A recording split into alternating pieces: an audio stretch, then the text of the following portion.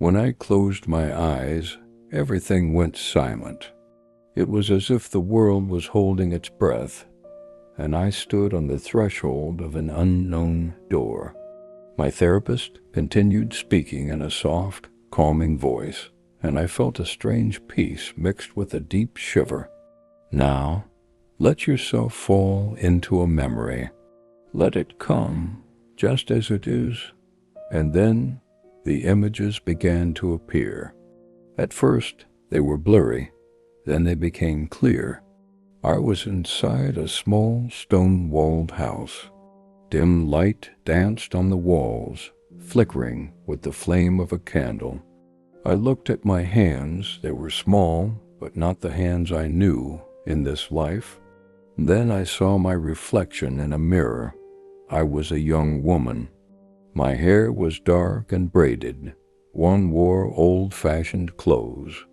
My face looked familiar, but at the same time, foreign. That's when I realized this wasn't me, or it had become me now. I began to feel completely settled in this young woman's body, as if I had been there for years. My hand, by habit, straightened the linen cloth on the table and picked up a small toy I had placed next to the stove, a wooden horse. Worn, but worn with love. Just then, the sound of little footsteps came from another room and made my heart nearly stop. A child approaching.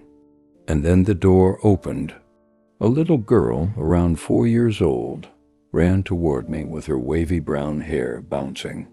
Our eyes met, and something inside me shattered. I knew those eyes, that look, that smile. I see them every morning in this life too, my daughter. The little girl who calls me Mom today, who wraps her tiny hands around mine. But now, she was calling me Mom again, and I was her mother back then too. The version of me in that life held her with the same love, and suddenly my sense of time collapsed. Which life was more real? As I looked around more closely, everything began to feel increasingly familiar. The house had stone walls, small windows, wooden beams. There was a faint fog outside the window. It felt like an autumn morning. Even the scent in the air was familiar: damp earth, burning wood, and fresh bread. My daughter, or rather, my daughter back then, jumped into my arms. When she wrapped her arms around my neck, my throat tightened. This embrace was identical, just like the one she gives me now. Something inside me unraveled in that moment. This wasn't just a dream, it was a memory. Tears welled up in my eyes as a name escaped my lips. Helena. The little girl looked up and laughed. "Yes, Mommy," she said. That moment I knew this body was truly mine. Elena was my daughter then and now, but how could this be possible? I walked over to the mirror in the house. I looked at myself, a woman in her early 20s, slender, tall. I wore a dark dress, and my hair was pinned up, and my eyes the same as mine now. This woman was me, but which version of me? Elena calling me Mom created a strange vibration inside. That voice warmed me and gave me chills at the same time, as if the lines of time were merging and one soul was touching another. I wandered through the house that day. Every room, every item had meaning. A doll with a faded ribbon on a shelf, names carved into the wooden table, an old umbrella leaning against the fireplace. Everything belonged to me, and everything felt familiar. But why didn't I remember? Then my eyes fell once again on the mirror hanging on the wall. I felt a strange urge to approach it. The reflection was still mine, but this time I recognized it not just physically, but spiritually. It was as if the mirror opened like a door. I closed my eyes and woke up in another scene. A church, stone floor, long wooden pews. I was there again, this time dressed in black. Beside me stood a man about my age. When I held his hand, my heart ached. That man was someone I had never met in this life, but clearly deeply cherished in that one. A prayer was being recited in the church. I could feel the expression on my face. We were saying goodbye to something. Maybe we had lost someone. Maybe it was the closing of a life chapter. But the strange part was, the man holding my hand turned to me and said, "You will return, and you won't remember me." I took a step back, and in that instant I opened my eyes. I was home again.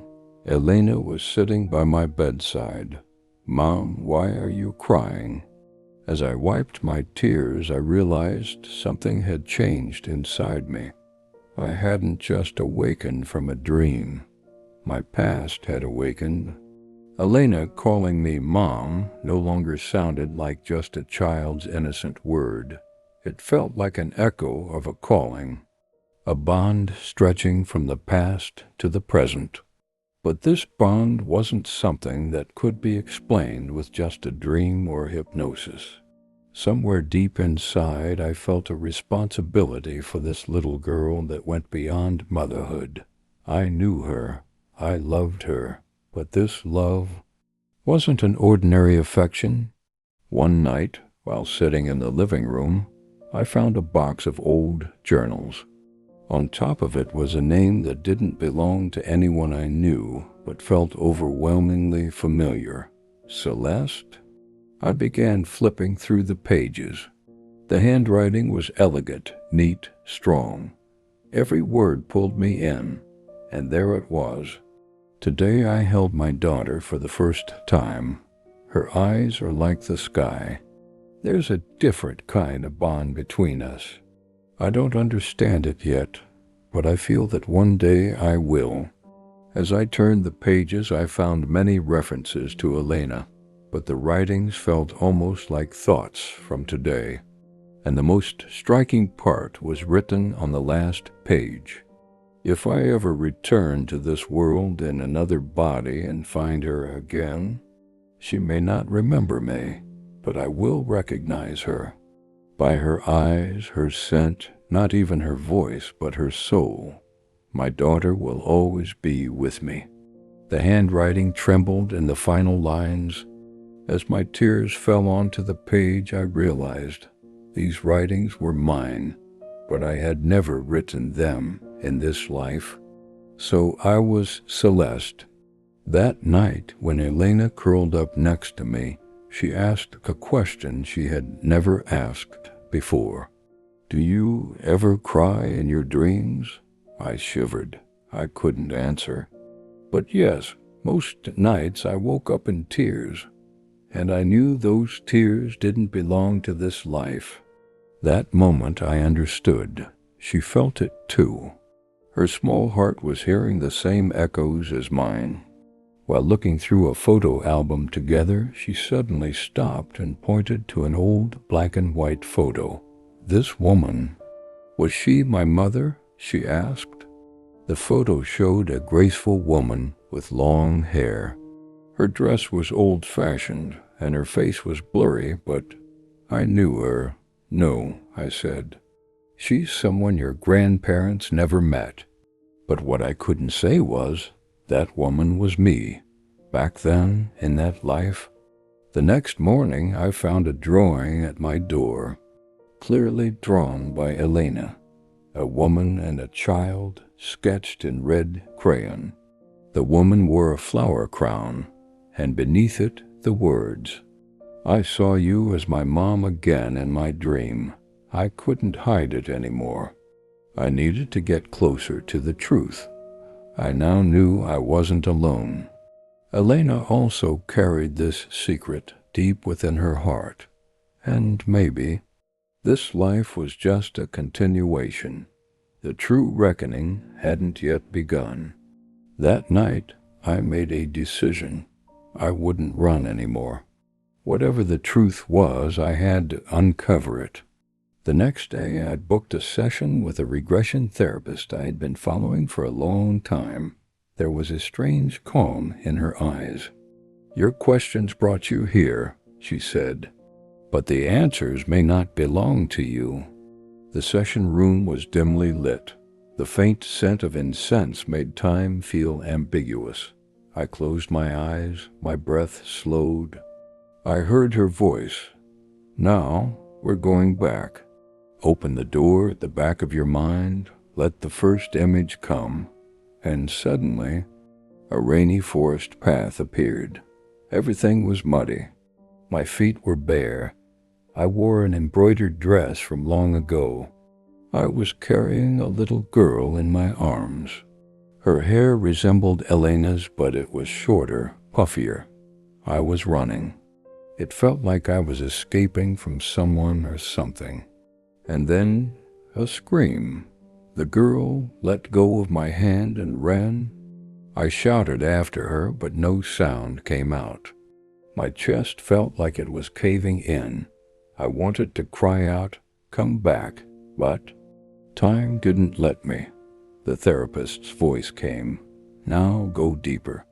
Look for your connection to her." Something inside me loosened. My heart pounded. That girl was Elena, but I now knew her name from back then too, Lilith. At that moment I realized the past didn't just exist in memories, it was woven into the fabric of our souls. This wasn't just a session, it was the answer to a call echoing from beyond time. When I left the session, night had fallen. The moon looked down on me like a pale eye in the sky. Inside, I felt a complicated calm. My mind was reeling, but strangely, everything seemed to fall into place. The therapist turned to me and spoke gently. "Lilith confronted you with the burdens you once carried. But your story isn't over. The emotions from that life are shaping your present." I remained silent for a while, then whispered, "Elena, she wasn't just my daughter now, she was once my daughter too." Even saying those words made my voice tremble, but inside, another voice had always known. That I had known my daughter for years, sensed her fears before she spoke. None of it was a coincidence. When I returned home, Elena was already asleep. I looked at her for a long time. Even in her sleep, she still resembled the little Lilith from that life. But now, I didn't just need to protect her. This time I had to walk beside her. We would heal together. The next morning at breakfast, she looked up at me suddenly and said, "Mom, I saw you in my dream again." I swallowed hard. "What did you see, sweetheart?" "You were wearing a beautiful dress. I was in your arms. We were running, but someone was chasing us. I was scared. But you never let me go." I froze. She held my hand. "You won't let go again, right?" Words caught in my throat. "I promise, Elena. This time, nothing will separate us." As the days passed, the pieces inside me began to fall into place. What I saw in that session wasn't like a dream. It was more like remembering a forgotten life, like finding the torn pages of a lost novel one by one. My feelings toward Elena didn't change, they just deepened. Knowing I had been her mother, yes, it was strange, but also completely natural. I had always felt it, I just didn't have a name for it. One night, Elena started crying in her sleep. I rushed to her side. She was drenched in sweat, murmuring, "Mom, don't leave me." It was as if the ghost of the past still haunted her. I lay beside her and stroked her hair. "I'm here," I said. "I'm not going anywhere." And in that moment I realized something. I had once left her behind in that past life, but not this time. Maybe I had returned to make up for that mistake. Life had given me a second chance, and this time I would stay willingly, completely. I visited the therapist one last time. We locked eyes. "You're ready now," she said. "You're no longer someone who carries the past. You've made peace with it." I smiled, because for the first time I felt light. One day, walking hand in hand with Elena, I looked up at the sky. It was just as blue as it had been back then. But inside there was no longer grief-only gratitude. My daughter taught me how to live again, and this time I will never leave her. If this story touched you, don't forget to like and subscribe to Beyond Time. Share your thoughts and feelings in the comments. Let's talk together. See you in the next mysterious journey